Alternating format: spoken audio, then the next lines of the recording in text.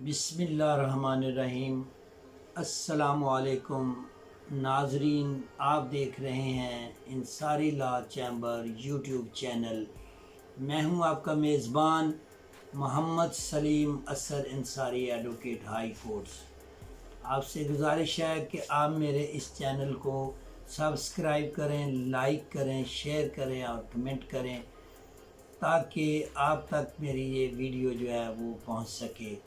आज के मेरी वीडियो का टॉपिक जो है वो इंतहाई सेंसिटिव है। में लोगों की अहम ज़रूरत है इन मसाइल को समझने की।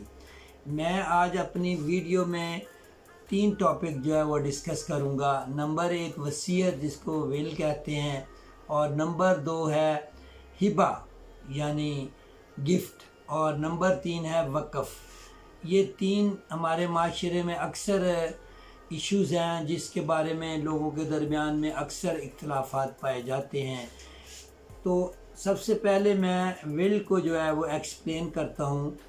विल जो करता है, जिसको हम वसीयत कहते हैं, वसीयत करने वाले को मूसी कहते हैं।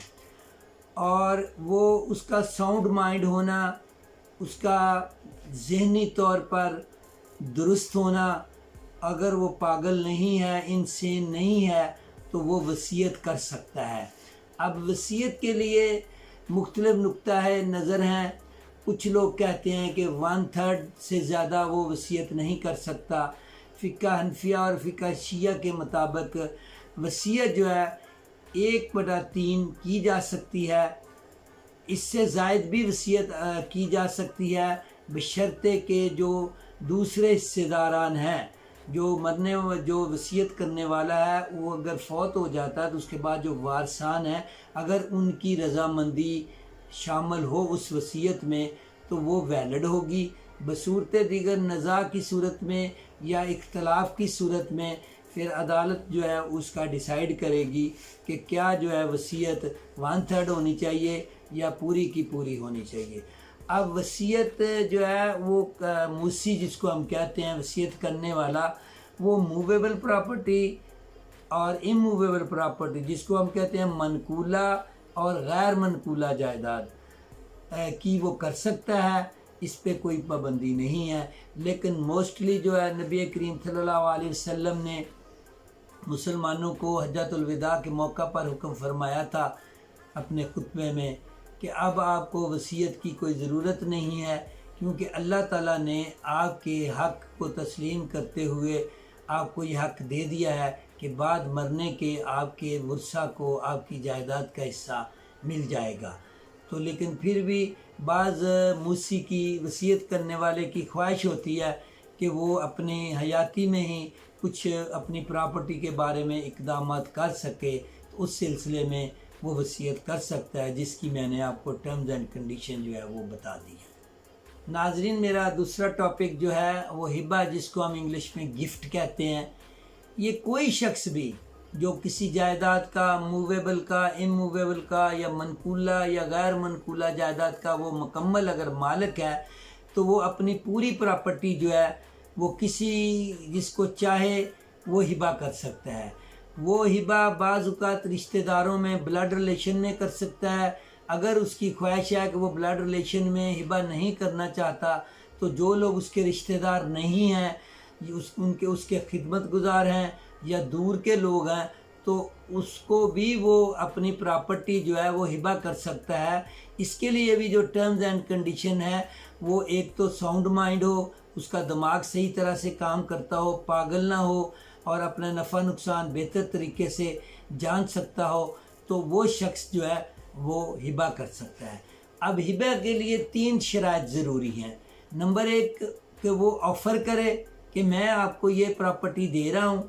दूसरा शख्स जिसको वो प्रॉपर्टी दे रहा है वो उसको एक्सेप्ट करे कि हाँ मैं ये प्रॉपर्टी जो है कबूल कर रहा हूँ। और तीसरा जो अहम अंसर है इसमें गिफ्ट में, वो है उस प्रॉपर्टी का पोजेशन, कब्ज़ा।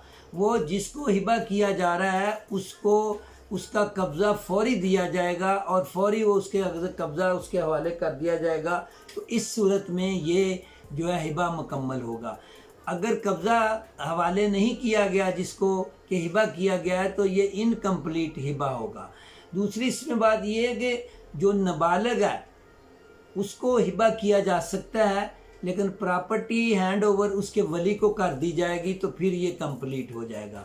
लेकिन वसीयत और हिबा जो है ये जो नाबालिग लोग हैं, माइनर हैं, वो नहीं कर सकते। तीसरा मेरा टॉपिक है वक्फ।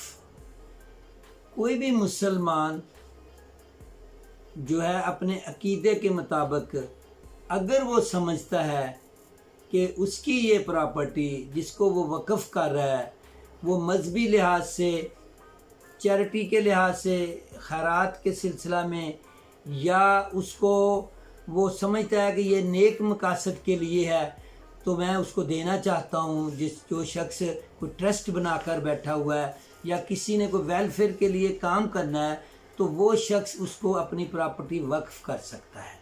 वक्फ करने के लिए भी प्रॉपर्टी के जो मालिक है उसका साउंड माइंड होना ज़रूरी है।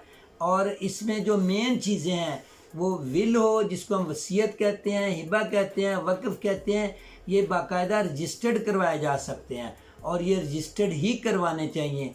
अगर आप रजिस्टर्ड नहीं करवाते और अगर फरीकैन के दरमियान जो कि मरने के बाद उसकी प्रॉपर्टी के वारिस होते हैं, उनके दरमियान अगर झगड़ा हो जाता है तो फिर वो नज़ा की सूरत में अदालत दीवानी, सिविल कोर्ट्स में इन मामलात का डिसाइड किया जाएगा कि क्या वक्फ दुरुस्त है या वसीयत दुरुस्त है और हिबा दुरुस्त है। इसलिए अगर कोई शख्स हिबा करना चाहता है, वसीयत करना चाहता है, वक्फ करना चाहता है, तो वो उसको बाकायदा कानून के मुताबिक रजिस्टर्ड करवाए ताकि उसकी प्रॉपर्टी जो है सही तौर पर उन मकासद के लिए इस्तेमाल की जा सके और बाद में फरीकैन के दरमियान जो है वो मसाइल पैदा ना हो।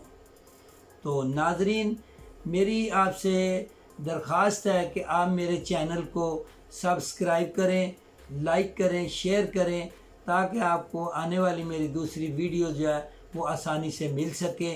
अपना ख्याल रखिएगा। अस्सलामु अलैकुम।